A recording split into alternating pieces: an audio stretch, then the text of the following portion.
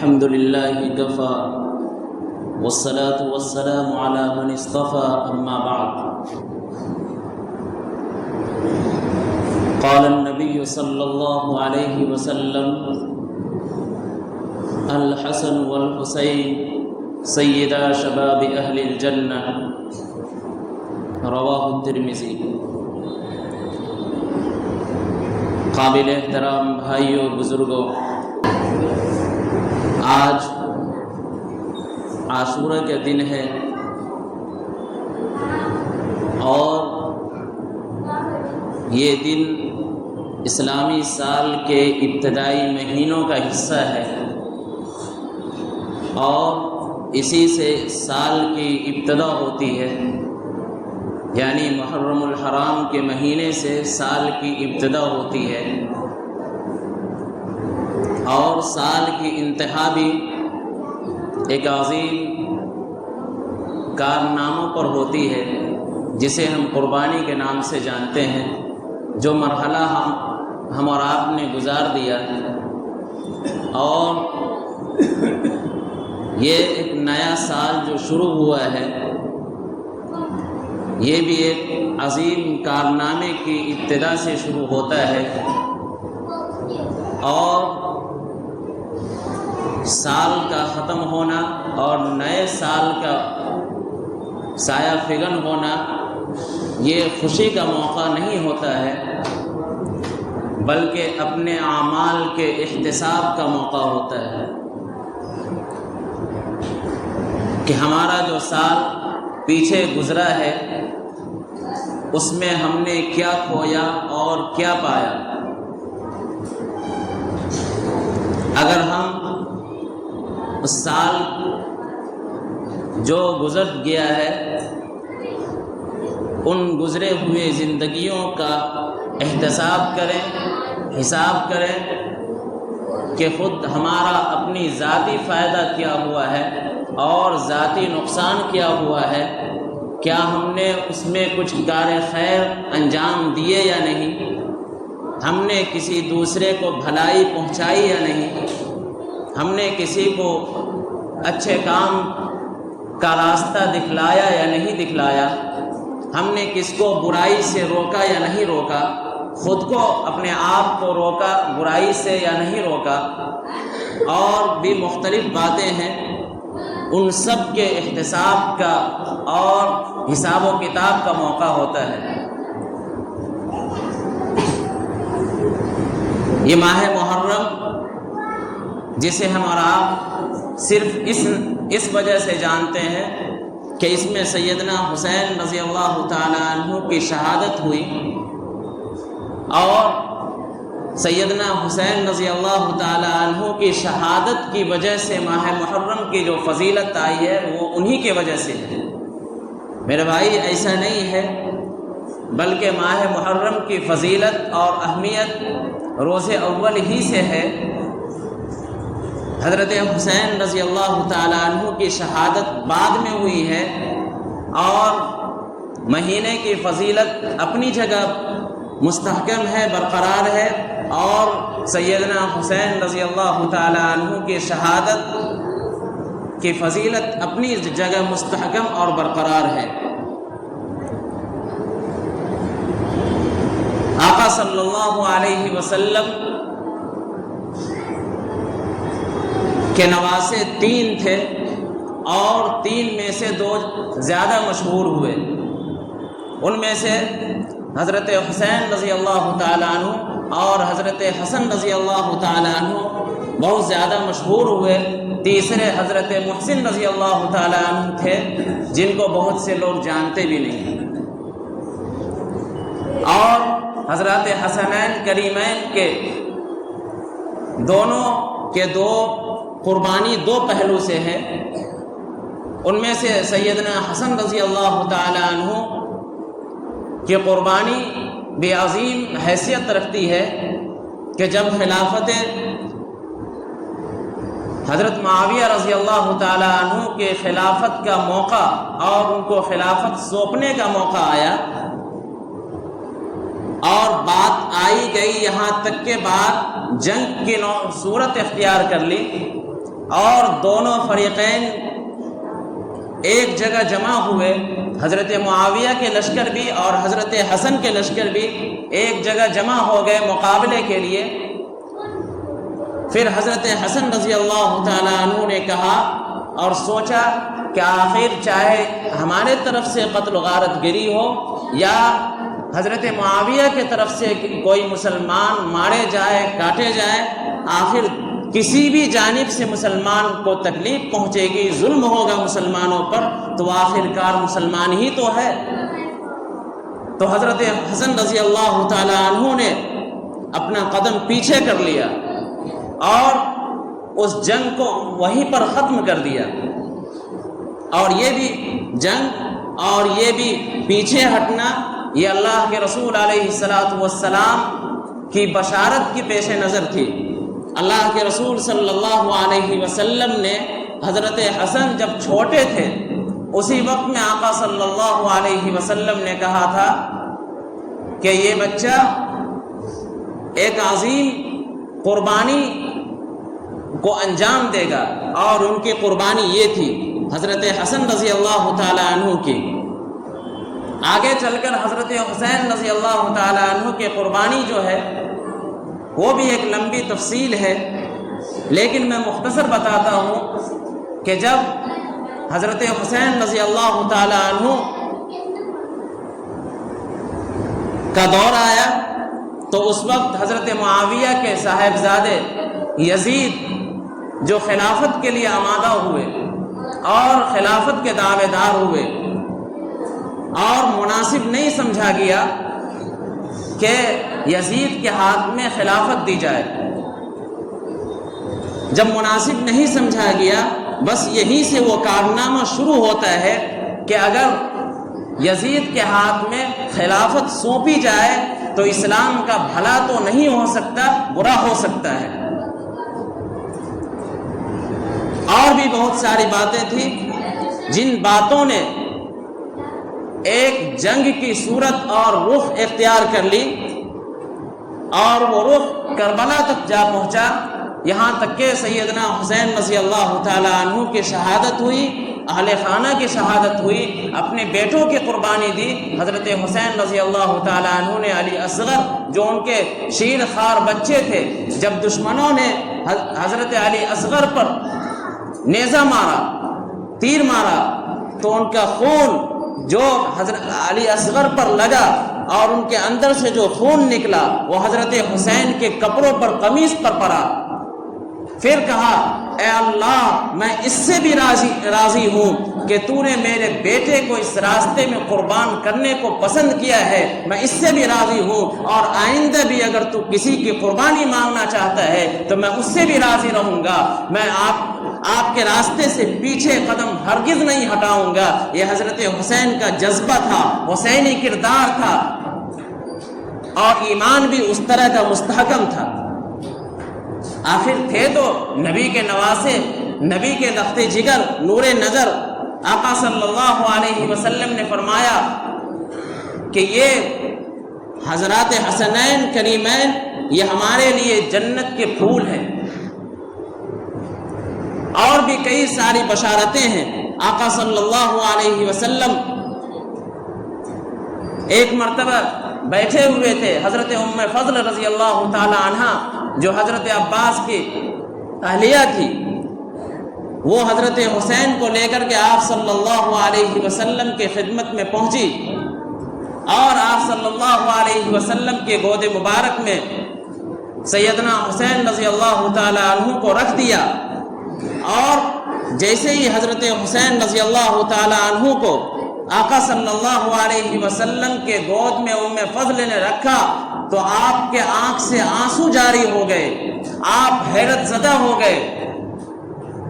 تو ام فضل نے کہا کہ آقا صلی اللہ علیہ وسلم آپ کو کس بات کی تکلیف ہے، کیا دکھ ہے کہ آپ کے گود میں اس بچے کو رکھتے ہی آپ کے آنکھوں سے آنسو جاری ہو گئے۔ آقا صلی اللہ علیہ وسلم نے کہا کہ ابھی جبرائیل آئے تھے اور انہوں نے بتایا جن باتوں سے مجھے تکلیف ہوئی وہ باتیں کیا تھی۔ جبرائیل امین علیہ السلام آئے اور بتائے کہ یہ بچہ جو آپ کا نواسہ ہے، نور نظر ہے، لخت جگر ہے، اس کو آپ کی امت ہی اس کو قتل کرے گی۔ اس بات سے مجھ کو تکلیف ہے اور میں غمگین ہوں، رنج ہوں۔ آقا صلی اللہ علیہ وسلم نے یہ بات ام فضل کو کہا، ام فضل بھی رونے لگی۔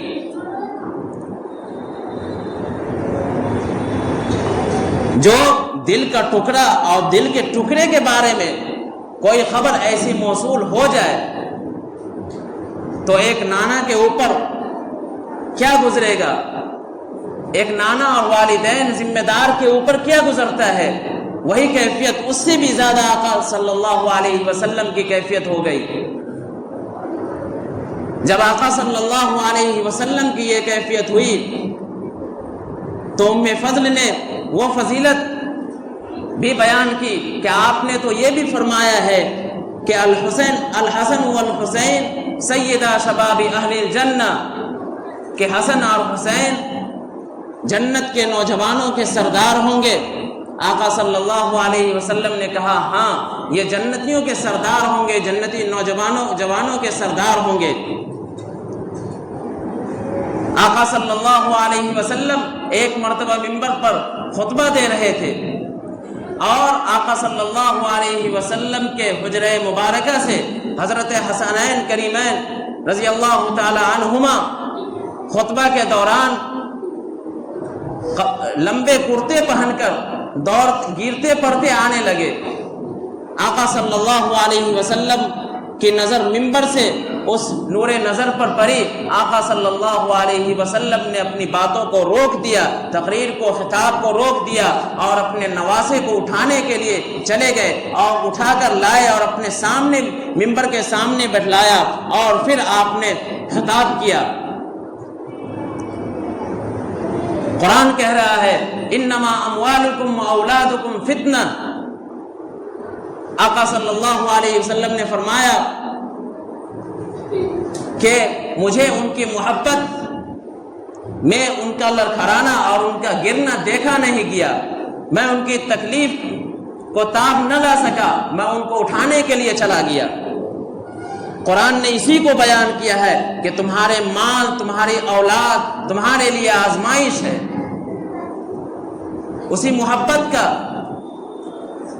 ثمرت یہ تھا کہ آقا صلی اللہ علیہ وسلم اپنے نواسے کو تکلیف سے بچانے کے لیے اٹھانے کے لیے چلے گئے کہ ہمارے نور نظر کو کوئی تکلیف نہ ہو جائے۔ آقا صلی اللہ علیہ وسلم کی شفقت تو دیکھیے کہ آقا صلی اللہ علیہ وسلم اپنے نواسے سے کتنی محبت اور کتنے شفقت سے پیش آ رہے ہیں۔ آقا صلی اللہ علیہ وسلم ایک مرتبہ ظہر یا عصر کی نماز پڑھانے کے لیے تشریف لے جا رہے ہیں اور اپنے ساتھ حضرت حسین رضی اللہ تعالی عنہ کو لے گئے اور جہاں پر آپ نے امامت فرمائی وہاں پر اپنے بغل میں، اپنے مصلی کے بغل میں حضرت حسین کو بٹھایا اور حضرت حسین بیٹھے ہوئے تھے۔ جب آپ صلی اللہ علیہ وسلم سجدہ میں گئے تو سجدہ میں جیسے ہی گئے ویسے ہی آپ صلی اللہ علیہ وسلم کے پشت مبارک پر، پیٹھ پر آپ کے نواسے حضرت حسین رضی اللہ تعالی عنہ سوار ہو گئے، بیٹھ گئے۔ آپ صلی اللہ علیہ وسلم نے ان کے بیٹھنے کی وجہ سے سجدہ کو لمبا کر دیا۔ اب ایک آدمی نے سر اٹھا کر دیکھا کہ آخر آپ صلی اللہ علیہ وسلم سجدہ کو اتنا لمبا کیوں فرما رہے ہیں؟ جب آپ سجدہ سے اٹھے، نماز پوری کی تو صحابہ کرام نے عرض کیا یا رسول اللہ، کیا نماز میں کوئی حکم نازل ہوا ہے؟ کوئی وحی نازل ہو رہی تھی جو آپ نے ایسا سجدہ کیا کہ اس سے پہلے اتنا لمبا سجدہ کبھی نہیں کیا؟ تو آقا صلی اللہ علیہ وسلم نے جواب دیا کہ میں جب سجدے میں تھا تو میرے نواسے، میرے نور نظر میرے اوپر سوار ہو گئے تھے، میں مناسب نہیں سمجھا کہ اس کو چند منٹوں میں نیچے اتار دوں، اور وہ تکلیف سے اور گھبراہٹ سے رونے لگے، مجھے یہ برداشت نہیں ہوئی، اس لیے میں نے سجدہ کو لمبا کر دیا تاکہ وہ بھرپور پورے شوق کے ساتھ بیٹھ سکے اور جب خود سے اتر جائے تب میں سجدہ سے اٹھ جاؤں گا۔ ایک صحابی حضور اکرم صلی اللہ علیہ وسلم کے یہاں رات میں تشریف لے گئے اور آپ علیہ الصلوۃ والسلام اپنے اوپر کچھ اور رکھے تھے۔ وہ صحابی فرماتے ہیں کہ جب میں رسول اکرم صلی اللہ علیہ وسلم کو دیکھا تو مجھے عجیب سی محسوس ہوئی کہ آخر آپ صلی اللہ علیہ وسلم کون سی چیز اور رکھے ہیں یا کون سا سامان اپنے پشت مبارک پر پیٹھ پر رکھ رکھے ہیں جو مجھے صاف نظر نہیں آ رہی ہے۔ پھر آقا صلی اللہ علیہ وسلم جب باہر تشریف لائے تو میں نے دیکھا کہ آپ علیہ الصلوۃ والسلام اپنے پشت مبارک پر اپنے نواسے حضرت حسنین کریمین کو سوار کیے ہوئے ہیں اور اوپر سے چادر اوڑھے ہوئے ہیں۔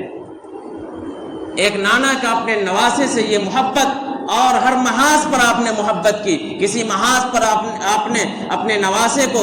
مایوس نہیں کیا، غمگین نہیں کیا۔ یہ ایک نانا کی محبت اپنے نواسے کے حق میں ہوا کرتا ہے۔ عرض یہ کرنا ہے کہ حضرت حسین رضی اللہ تعالی عنہ کی شہادت صرف شہادت نہیں ہوئی، بلکہ وہ دین اسلام کی سربلندی اور سرفروشی کے لیے انہوں نے اپنے آپ کو قربان کیا، قربانی کے لیے پیش کیا۔ پھر بھی ان کے ماننے والے جو غلط عقیدہ رکھتے ہیں وہ یہ سمجھتے ہیں کہ حضرت حسین نے کو جب زبردستی قربان کیا گیا۔ میرے بھائی، قربان تو کیا گیا، لیکن یہ بھی سمجھنے کی بات ہے کہ وہ کس لیے قربان ہوئے۔ وہ اللہ کے دین کو بلند کرنے کے لیے، اعلاء کلمت اللہ کے لیے قربان کیے گئے، قربان ہوئے، اور انہوں نے اپنے آپ کو قربانی کے لیے پیش کیا۔ وہ اپنے آپ کو قربانی سے قدم کو پیچھے نہیں ہٹایا۔ اگر آپ بھی حسینی ہیں، اگر حسین سے محبت کرتے ہیں تو یہ محبت کا نتیجہ نہیں ہے کہ آپ تعزیہ بنائے، تعزیہ کے پیچھے ڈھول بجائے، تاشے بجائے، اپنی عورتوں کو بے پردہ لے کر گھومتے رہیں، تعزیوں کے پیچھے، تعزیوں سے منت مانے، ادھر ادھر سے منت مانے، اور آپ بدعقیدگی کا شکار ہو۔ میرے بھائی، یہ حسینی کردار نہیں ہے۔ اگر آپ حسینی ہیں، پکے حسینی ہیں، تو آپ جناب سیدنا حسین رضی اللہ تعالی عنہ کی سیرت کو پڑھیے، اور نہیں پڑھنا جانتے ہیں تو آپ علماء سے پوچھئے، حفاظ سے پوچھئے، جو جانتے ہیں ان سے پوچھئے، حسینی کردار کو سمجھئے کہ وہ کیا کرتے تھے، ان کا اعمال کیا تھا، ان کے ایمان کس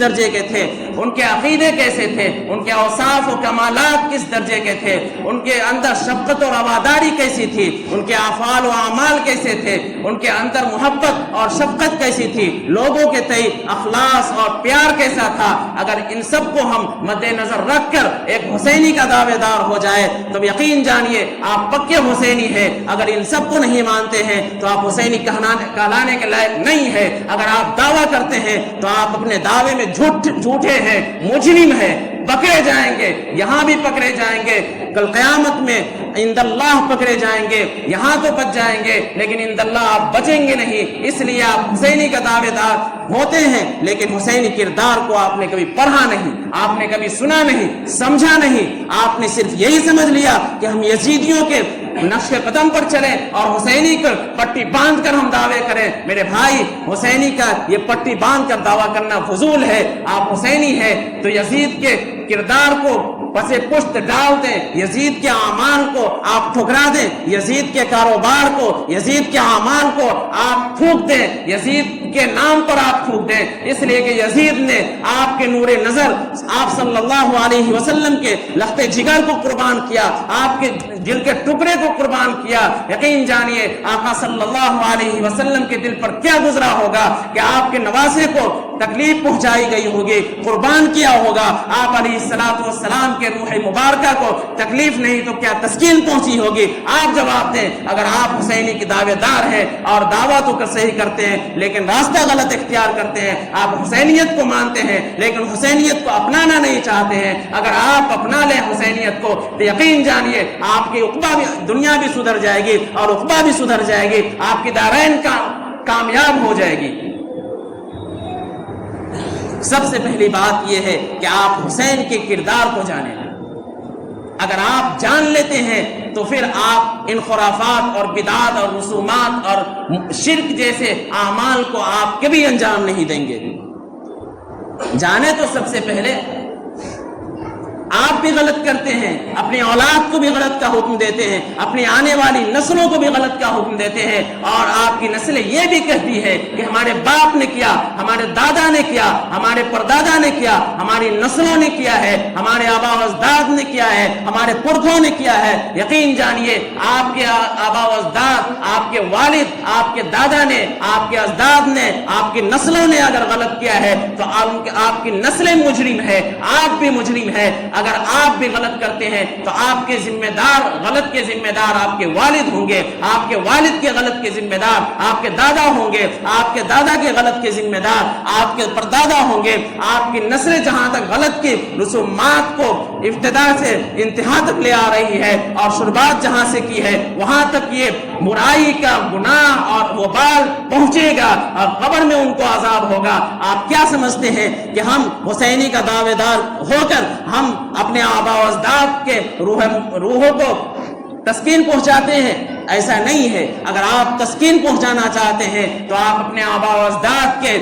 ان خرافات والے عمل کو چھوڑیے اور آپ ایصال ثواب کیجئے، قرآن کریم کی تلاوت کیجئے۔ خصوصاً اس موقع سے آپ حضرت حسین کے لیے ایصال ثواب کریں، قرآن مجید کی تلاوت کریں، روزے کا اہتمام کریں، عاشورہ کا روزہ 9-10 کا روزہ رکھیں یا 10-11 کا روزہ رکھیں، اس کا اہتمام کریں، کار خیر کا اہتمام کریں جس سے ایصال ثواب پہنچے حضرت حسین رضی اللہ تعالیٰ عنہ کو، نہ کہ آپ بدعتوں میں پیسہ دیں، خرافات میں پیسہ دیں۔ اگر کوئی تعزیہ بناتا ہے تو وہ تو مجرم ہے، لیکن اگر کوئی اس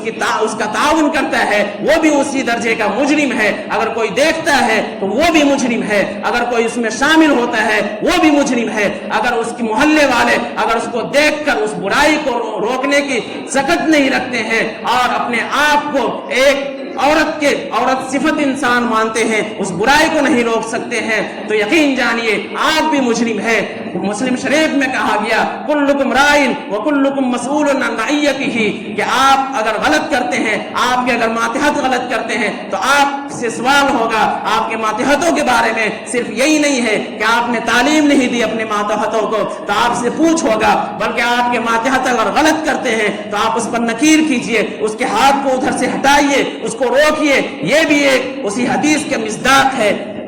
اگر آپ ان سب باتوں پر عمل کریں گے تو عند اللہ آپ مقبول ہو جائیں گے، اللہ کے در پر آنے والے بن جائیں گے، اور اللہ آپ کو توفیق دے گا،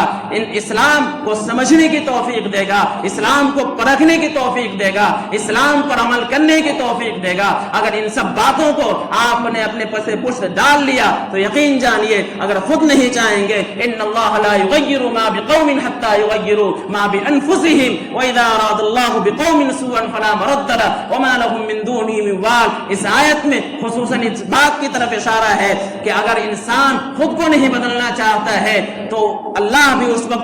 وقت تک اس کو بدلنے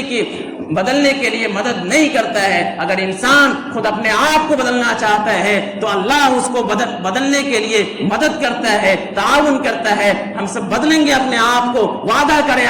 اللہ کے اس پاک گھر میں بدلیں گے اپنے آپ کو انشاءاللہ۔ اللہ تعالی ہم سبوں کو عمل کی توفیق عطا فرمائے۔ وما توفیق الا باللہ، ربنا تقبل منا انک انت السمیع العلیم وتب علینا انک انت التواب